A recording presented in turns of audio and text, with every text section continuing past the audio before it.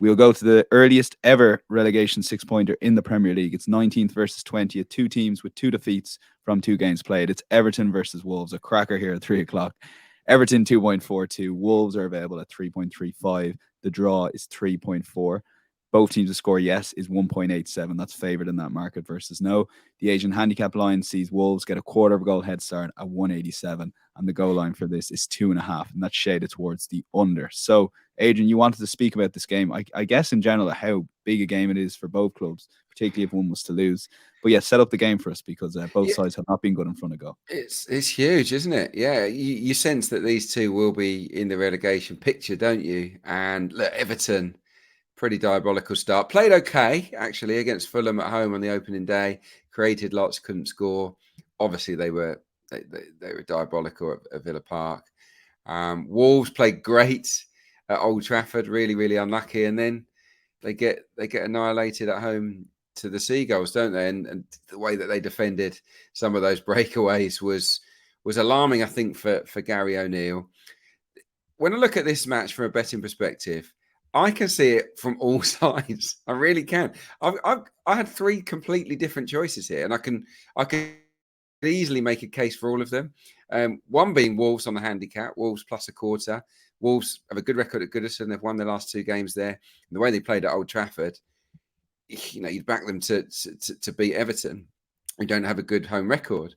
Cunha in particular has been really influential, and they've had an awful lot of shots and they've got a high XG. So that was one way of looking at it. The other was that both have created loads of chances and both have given up loads of chances at the other end. So then I was looking at both teams to score, similar prices, 1.8, because you can't trust either defence at the moment.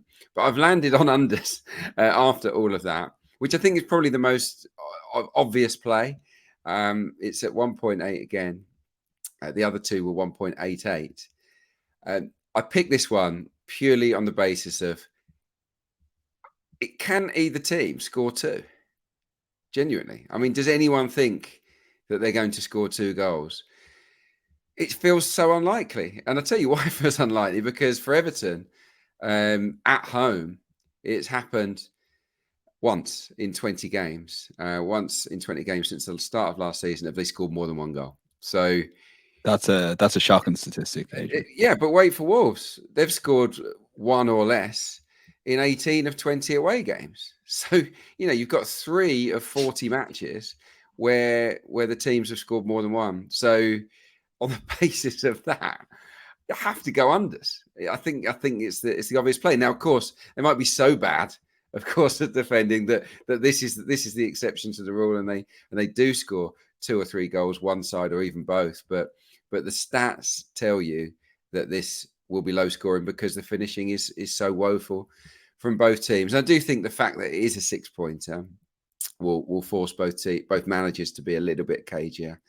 They will look to protect and make sure they don't get beaten by a team that's likely to be in and around them come the end of the season. So yeah, that's my take on it. I mean, there's lots more I could go into, but I'll leave some room for Mark. But yeah, that's the reason I've gone for the unders here. Yeah, Mark, over to you. I saw you chuckling away at the statistics. 3 in the last 40 between Wolves and Everton, home and away games. They've scored 2 goals or more. So that's a startling statistic.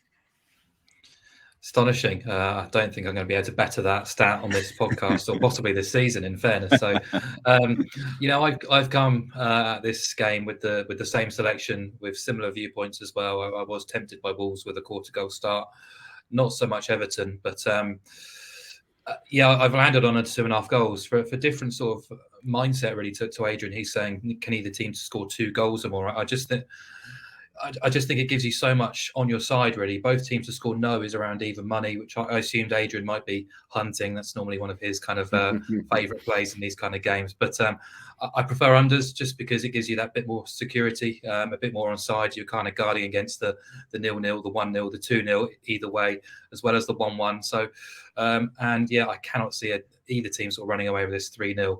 For example, or as Adrian said, scoring twice at all. So with a consolation. So Everton are hurting my head a little bit already this season. At the start of August, I was quite confident about them being a decent shout for relegation.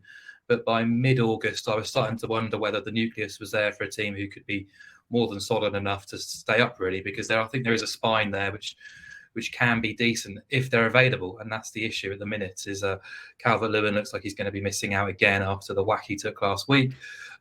He hasn't played 90 minutes often enough.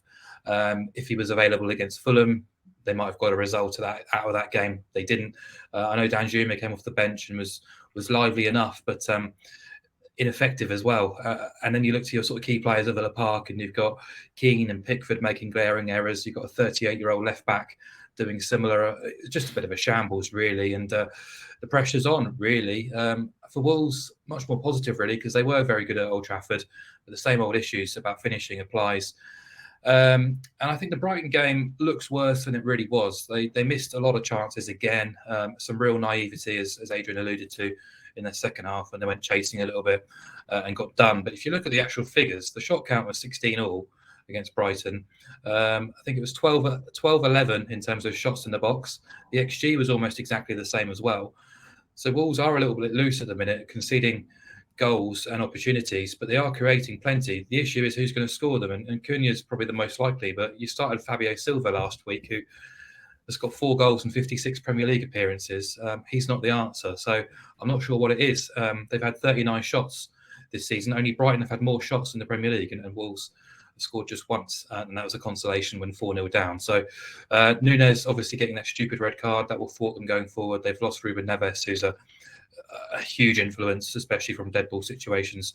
So yeah, big game for week 3. Difficult to see either team obliging by more than just the one goal, as Adrian alludes to. So and unders has landed in 7 of Everton's 10 home games under Dyche as well. So yeah, I thought 1.8 was a big price for a game which looks like it could be quite scrappy. But I guess we just need to be aware with these new directives. We're getting much more football than probably previous campaigns. The goals per game output is increasing because of that. But yeah, hopefully we've got the right side of the line here.